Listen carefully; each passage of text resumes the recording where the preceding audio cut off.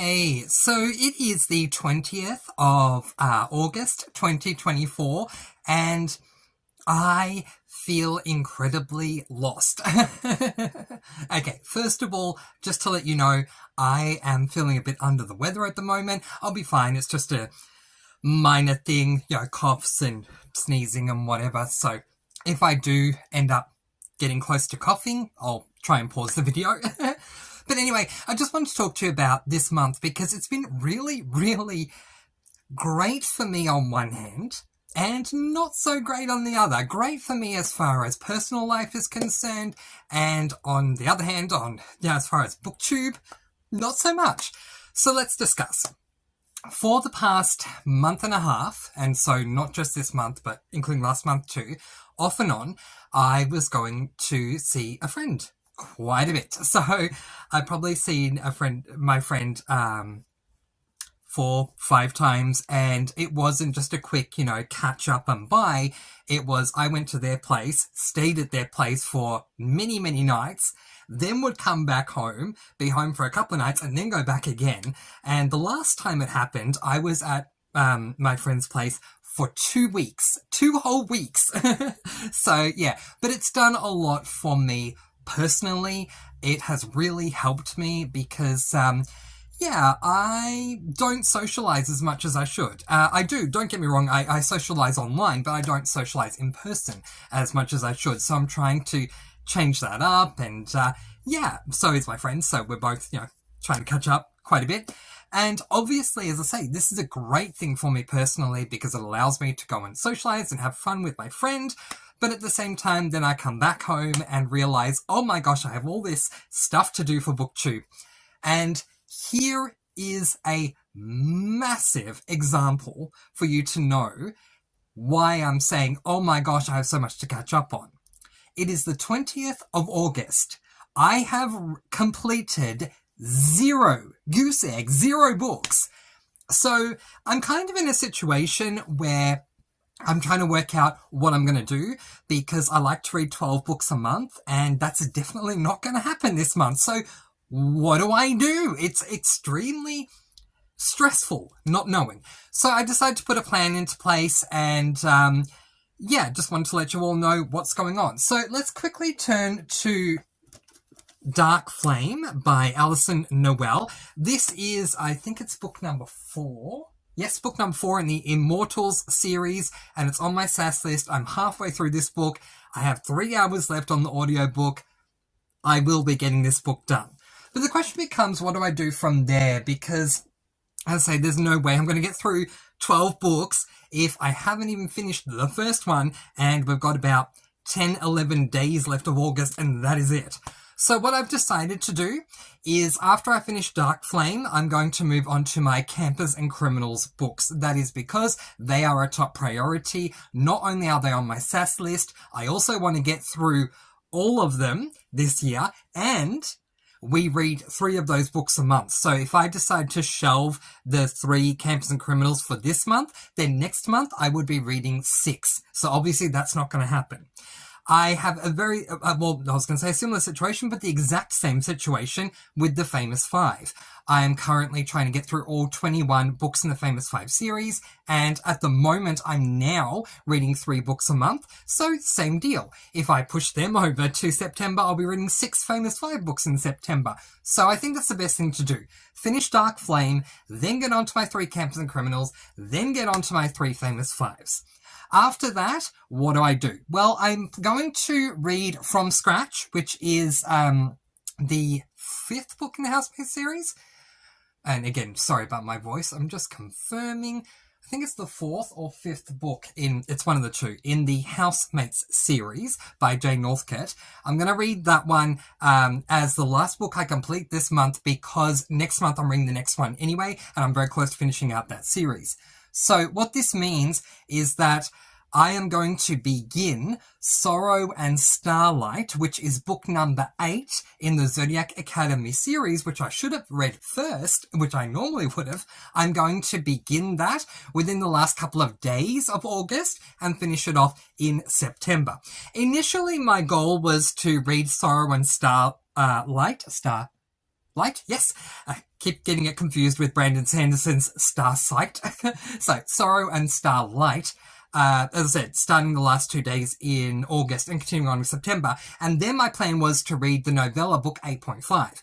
But I found out that the novella book 8.5 is a very, very, very long book for a novella. So don't think it's necessarily going to work that I'm going to be able to read book 8.5 right away. I may even hold off. I might read book 8.5 in October, and then the final book in November, or the most recent one in November, or one of them in November and one in December. Either way, we'll make it work. But that's the plan at the moment, which leaves me with 3 books. Conventionally Yours by Annabeth Albert is book 1 in the True Colours series. Holiday Buzz by, Cleo Coyle is I don't even know what number, but it's from the Coffee House Mystery series. And Vanishing Vacationers, which is from the Millie Cruise Ship series by Hope Callahan. They are not going to be read this month. So what am I going to do with them? Well, I'm glad you asked. Let's start with Conventionally Yours. I am using a new camera and it keeps falling down, so I apologize about that. Let's try and fix it. There's never really a perfect spot, is there? Let's continue on. So here's the deal. Conventionally Yours by Annabeth Albert is book 1 in the True Colours series. I have read this book, so it will be a reread for me. The reason I was rereading it is because book 2 came out recently, and I loved book 1. I ummed and ahed and tossed and turned over what to do about this because I had already read Conventionally Yours. Do I just no longer reread it and just jump straight into book 2 or what? But then decided I do love that book. It has been a while since I've read it. And so in order to give the author and the series the respect it deserves, I will read Conventionally Yours in September. And then directly following that, I'll read book 2, which is called Out of Character. And then I will be completely up to date with the True Colours series. So that's what I'm going to do with that one. With Holiday Buzz, it's a tough one. I think I've moved it quite far down. I'm just going to check. Excuse me taking a moment to do so. And, okay, apparently I'm also reading that September. And where is it? There. Okay, so Holiday Buzz I'm also going to read in September. It is book number 12 in the Coffee House Mystery series, by the way. However, Vanishing Vacationers, the next book in the Millie's Cruise Ship series, I'm not going to be reading for a while. I'll find out when. Golly. Okay, so I'm reading Vanishing Vacationers in October. And the reason why I am pushing back the Millie Cruise Ship series is because it's not a priority series for me this year. I do plan on continuing on with it and getting up to date next year. So I have time to work with this one. And the funny thing is, the Millie Cruise Ship Cozy Mystery series came in to replace the Coffee House Mystery series, funny enough, where Holiday Buzz comes from. Which I had DNF'd in the first half of the year, the series, but now I'm continuing to read the Coffee House Mystery series. So there are many, many reasons why the Millie Cruise Ship series will be the best one or the one to least prioritize with anyway. So I'll read that now in October. So let's talk about the current book that I'm reading, Dark Flame by Alison Noel. Ignore the bookmarks. I don't know why they're still in there. I'm halfway through. So yeah, look, it's been good. I found a lot of this book, the first half anyway, to be really intriguing because there are things I can't say. I know I keep saying I need to go back to doing spoiler-free and spoiler-filled reviews, and this is why, because there's so much I want to say. So what can I say to keep it spoiler-free? The book is good. I'm really enjoying it so far. The concern that I had going into book 3, this is book 4, so, book 2 ended in a way that had me concerned for book 3. That concern, I found out, is no longer valid because Alison Noel did things in book 3 to do with that concern, but it was very minimal. And so far, it's been very minimal in this book too. And that's because other things have come up that take over the main thing that we're dealing with in each book. So I really do appreciate that. With this particular one, we are dealing mostly with Eva's best friend, and I don't remember her name, but there are some things going on with her that I find incredibly intriguing. The way things kind of left off with her in book 3 had me wondering how things would go in this book, and wow. It's been an interesting ride with this person. I forgot her name. I think it's Haven, actually. Haven. I am halfway through the book, but honestly, I read the first half about 2 weeks ago, so I'm trying to, remember specifics. But yeah, interesting ride so far. Looking forward to continuing on. I wish I had more to say. I wish I had more concise information to give you. I don't. That wouldn't fall into spoiler territory, but I will say that at this stage, it's like a 4-star read for me. But, you know, being at the halfway mark and being a 4-star read so far, it makes sense because Alison Noel has the potential to make this amazing and get 5 stars, or the potential to kind of go a bit downhill and get maybe a 3 or a 2. So we'll see. But so far, I'm enjoying it. Let's talk about TV because, oh my goodness me, do we have a lot to catch up on with that. This is the first time I'm doing a vlog in nearly 2 months. So yeah, a lot to catch up on that end. Now, my priority recently has been 2 shows, Seventh Heaven and Buffy, and I'm trying to go through them, you know, one after the other, not completing them, but so, for example, Seventh Heaven Season 1, then Buffy Season 1, then Seventh Heaven Season 2, then Buffy Season 2. I am currently watching Buffy Season 2. The interesting thing is I should have had this done quite a bit a while ago. Yeah, I should have started Seventh Heaven Season 4 2 nights ago. And I am up to Season 2, Episode 4 of Buffy. So, yeah, I'm still quite a bit behind on my TV.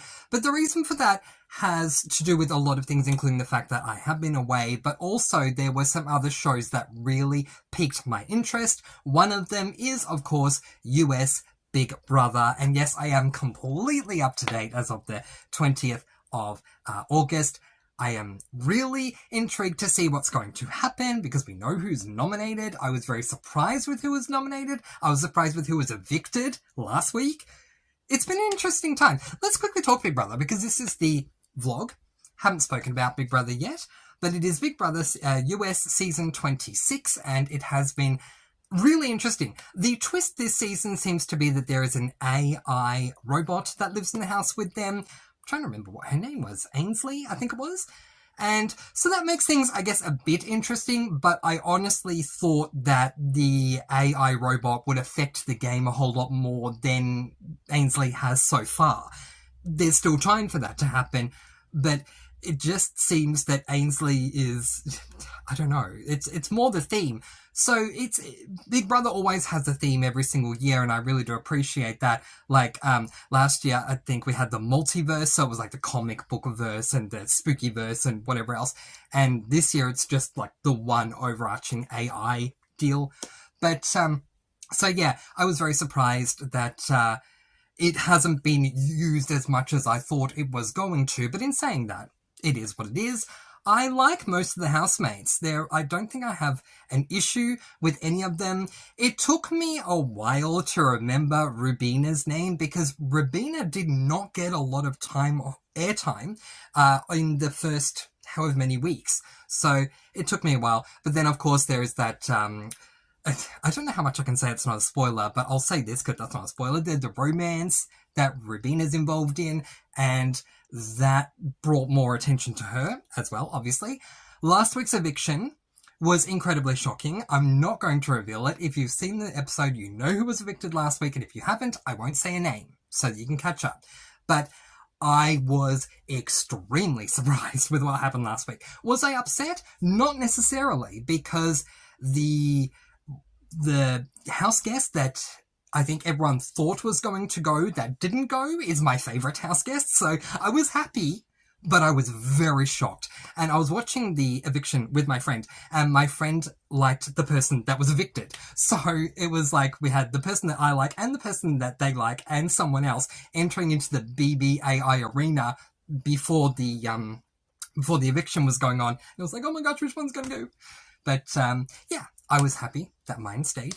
And that's where I'll leave it. Just quickly, the introduction of the BBAI Arena, obviously that's new this year.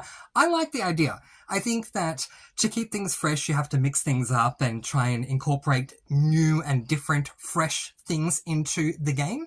And so to have 3 housemates nominated for eviction, and then right before the eviction, do the BBAI Arena Challenge, where the winner gets to come off the block, and then you've got 2 left that you're voting for as per norm. I actually do like that. So, yeah. We have some competition beasts already, which is great to see. We don't have any romances going on, but I think that's maybe because of what Angela said to Matt in week 1. My goodness, Matt. There is so much to unpack with Big Brother. Wow. I was really surprised what happened with Matt. I'll just leave it at that. I love Angela. Am I alone in loving Angela? I don't know what it is, but I just think she's the perfect competitor. She came to the house, she looks like a mother hen, but she's just having so much fun. She has so much energy, and I really appreciate that, even though she kind of blasted a couple of weeks ago, which I was really surprised about, I have to be honest. It's been interesting having her there, because if Angela wasn't there, it might have been a bit more kumbaya, which is fine in a normal situation, but with something like Big Brother, you want to see the drama. Speaking of the drama, oh my goodness, Tucker, I could talk about forever. But without revealing anything, a couple of weeks ago, something happened that was massive. Massive, massive, massive. It was a betrayal, a blindside, a this, a that, and the other, all in the one night. It was incredible. If you know what I'm talking about, all I'm going to say is I loved that moment. If you don't, you need to watch Big Brother this year. It's really intriguing. I think last year, to put it in context, last year's Big Brother had something to fulfill, and they fulfilled that thing when they crowned the winner. So I was really, really happy for the winner. I was happy the situation finally happened, and the majority of what happened last year was revolving... Wait, was that last year or the year before? My goodness, how far? Anyway, I know what I mean. I'm talking about the season with the cookout. If that was last year or the year before, I don't know. But obviously there was that whole cookout thing that happened, and that was the main thing that was going on. Where in this season, there is no specific thing as grand as like what the cookout was trying to represent. But in saying that, there's a lot of drama, a lot of amazing good gameplay that's going on, players that are doing really well in competitions that you may not necessarily think would do well. It's really been a fun journey. Very entertaining. Really loving it. The other thing I wanted to quickly touch upon as far as viewing is concerned, and it took me forever to find this show. Can I just take a moment to say, not every show, that's for sure. But a lot of the shows that I like, sometimes they'll have this geographical issue, and I get geo-blocked from it, and it's very annoying, and I don't know why.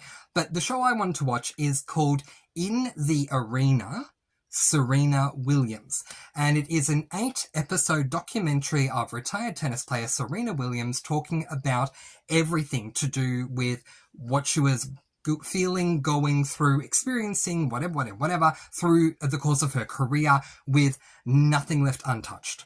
And I really do appreciate that I finally found it, because it's on ESPN2, I think, in the US, or ESPN Plus or something like that, and I was geographically blocked from it. And I didn't know what to do, how I was going to watch this, because I love Serena, so I really, really wanted to watch this.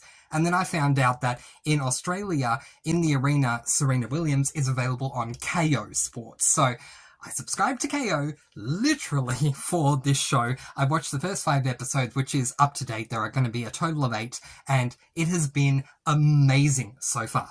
If you like tennis, if you like Serena Williams, if you want to see more about what Serena went through while she was on tour, this is the way to do it. the main voice that you hear is Serena's, which may be surprising that, not surprising that I'm saying this to you, but you don't see or hear the interviewer. So it's not a Q&A. It's more like a documentary where we're predominantly just hearing Serena talk and no one else. There are other people who do talk. They include her coaches, her fitness trainer, her sisters, things like that. But there is no interviewer per se that we see on camera. So I really did appreciate that it just feels more like Serena's hosting this thing herself. But yeah, it's been fun. If you've seen the show, let me know what you think. Alright, so what's the plan moving forward? I've already said what the plan is reading-wise, haven't I? I'm going to read Dark Flame, I'm going to finish that off tomorrow, then I'm going to read the next 3 Campers and Criminals, then Famous 5, then From Scratch. So we'll see how it works out, how it goes. But I think this is the best place to leave it. So obviously that also explains why there haven't been a lot of videos, because I've been very, very busy.